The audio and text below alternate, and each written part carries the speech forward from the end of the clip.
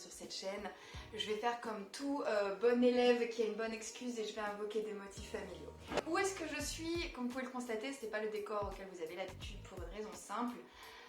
C'est que je n'habite plus à Barcelone et je vous parle actuellement de la nouvelle maison dans laquelle on a aménagé à Waterford en Irlande. Je vais vous résumer vraiment dans les grandes lignes ce qui s'est passé. Ce ne sera pas l'objet de cette vidéo, mais en gros, malheureusement l'année dernière, la maladie a emporté non pas une mais deux personnes dans nos familles. Du coup avec David nous avons décidé de nous installer en Irlande pour nous rapprocher de sa famille qui a besoin de lui autant qu'il a besoin d'elle. Peut-être que je ferai une vidéo sur le sujet où je vous raconterai ce qui s'est passé, dites-le moi dans les commentaires si ça vous intéresse. Pour le moment je préfère ne pas le faire, d'une part parce que, alors pour le coup je ne suis pas la personnage principale de cette histoire, même si effectivement ça a eu un impact énorme dans ma vie puisque je suis ici. Donc d'abord je vais discuter avec les principaux concernés pour m'assurer de comment est-ce qu'on va aborder la question, et d'un autre côté il faut que j'en tire la meilleure morale possible. Et enfin, j'attends qu'on soit définitivement sorti du merdier pour pouvoir le faire. En attendant, je suis de retour, ça me fait plaisir. Alors, dans la vidéo d'aujourd'hui, je vais vous expliquer parfois pourquoi est-ce qu'une femme vous rejette et si, oui ou non, c'est de votre faute. Alors,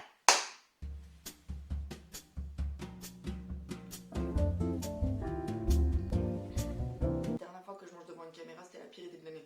Donc aujourd'hui, ce que nous allons voir, c'est pourquoi est-ce qu'une femme vous rejette et est-ce que c'est systématiquement de votre faute. En fait, l'idée de cette vidéo m'est venue cette semaine. J'étais en train de discuter avec un de mes élèves qui était en train de me raconter en ce moment ce qui se passait dans sa vie amoureuse, et il me parlait d'une fille qu'il avait croisée donc très rapidement dans une soirée, et il me dit donc j'ai rencontré cette fille et je l'ai abordée directement et je lui ai directement proposé un rencard.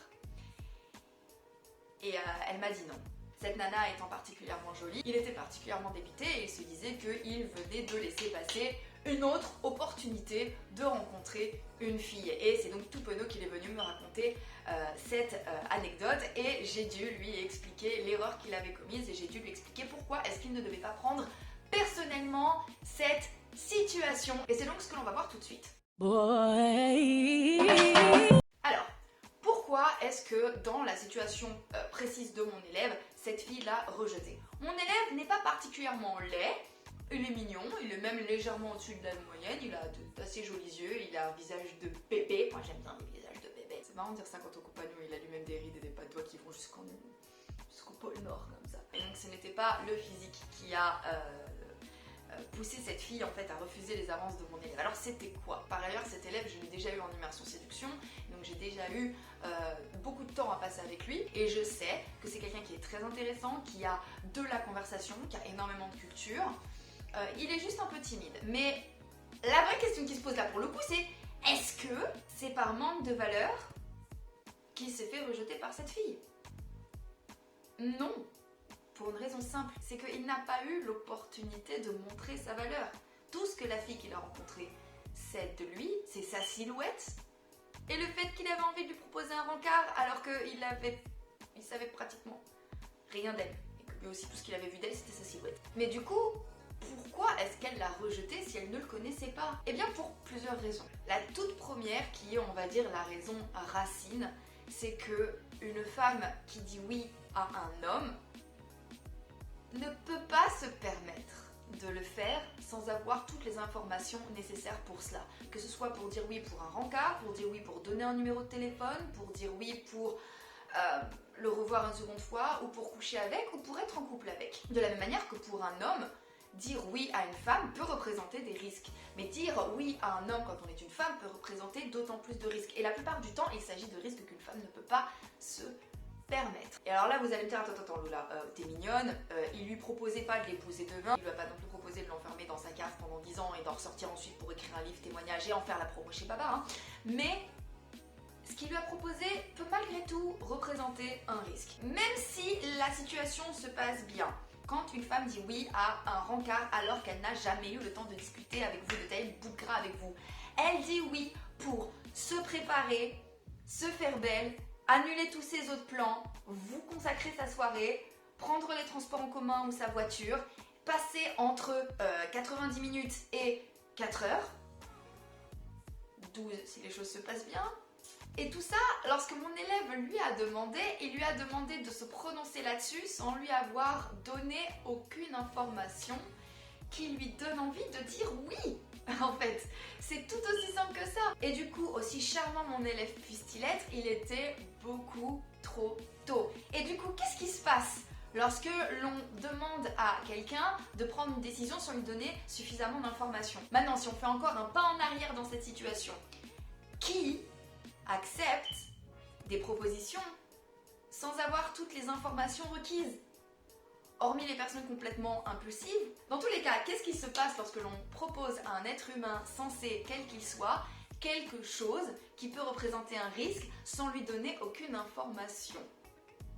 Dans la majeure partie des cas, si vous qui me regardez, vous voyez proposer quelque chose qui peut être potentiellement risqué, ou vous n'êtes pas sûr que le rapport risque-bénéfice en vaille la peine et que vous n'ayez absolument aucune information sur qui est la personne qui vous fait cette proposition et quelles sont les modalités de cette proposition, bah vous allez dire non. Ce qui me ramène à une conclusion que j'aime donner, que j'aime rappeler, c'est que les femmes, avant d'être des individus sexués, sont des êtres humains. Et dans la majeure partie des cas, les gars, si vous voulez comprendre une femme, essayez de vous mettre à sa place. Et vous allez voir que la plupart du temps, son comportement fait sens. Alors, est-ce que du coup, c'était bel et bien la faute de mon élève ou pas? D'un côté, mon élève n'a pas à remettre en question sa valeur en tant qu'individu juste parce qu'une femme a refusé de sortir avec lui. Mais d'un autre côté, il a commis une erreur en lui proposant un rencard sans lui avoir donné l'opportunité d'apprendre à le connaître. Il y a des situations où vous n'aurez pas le temps, effectivement, de proposer à une femme un rencard avant d'avoir passé un certain temps avec elle. Qu'est-ce qu'on fait dans ces cas-là? Eh bien, on lui propose déjà de prendre ses coordonnées. Et ensuite, on continue l'interaction et on continue d'apprendre à se connaître. Et on essaie de placer un premier rencard quand elle se sentira suffisamment en confiance. Ce qui nous ramène à la conclusion de toute cette histoire. C'est que, avant de faire une proposition à une femme, posez-vous une question très simple. De quoi a-t-elle besoin pour dire oui à ma proposition?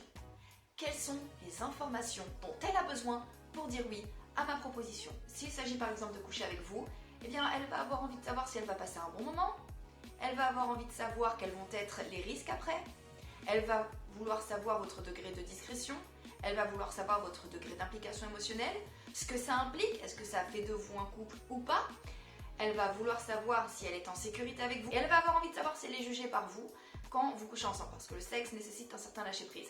Oui, quand vous regardez tout ça, vous vous dites que ça fait beaucoup de modalités avant de pouvoir dire oui. Et du coup, cela explique aussi pourquoi est-ce que les femmes peuvent mettre un certain temps avant de se décider à coucher avec quelqu'un. Et si cela vous pose problème, et si cela vous semble particulièrement long, demandez-vous si vous aimeriez que, par exemple, votre sœur ou votre fille couche avec un homme sans s'être posé ce genre de questions. D'un autre côté, s'il s'agit d'un rencard avec vous, pareil, il va y avoir des choses qu'elle va avoir envie de savoir au préalable. Est-ce que vous êtes fun? Est-ce que ça va être un bon moment? Où est-ce que vous allez aller? Combien de temps est-ce que ça va durer? Est-ce que c'est loin? Qu'est-ce que ça va impliquer? Est-ce que ça vaut le coup de dépenser tout ce temps ensemble? Pareil, toutes ces choses-là, il va falloir faire en sorte qu'elle ait les informations avant de vous dire oui. Mais la prochaine question qui se pose, c'est comment faire en sorte qu'elle soit au courant de toutes ces choses-là. Eh bien les gars, vous allez beau avoir parlé, vous allez beau avoir expliqué à quel point vous êtes quelqu'un de gentil, à quel point vous allez la mettre bien, je mets ça entre guillemets parce que j'ai déjà eu ce genre d'argument.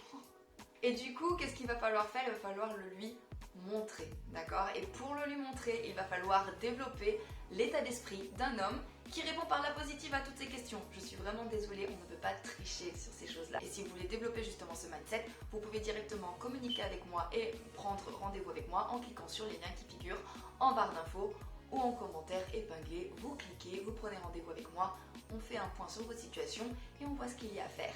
Et bien écoutez, il me semble que c'est tout pour aujourd'hui. J'espère que cette vidéo vous a plu.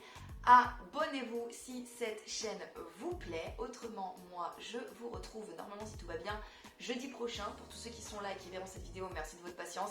Et en attendant, n'oubliez jamais que si une petite quiche comme moi y arrive, tout le monde peut y arriver. Donc maintenant, c'est à vous de jouer. Je vais bientôt, je pense, changer de leitmotiv.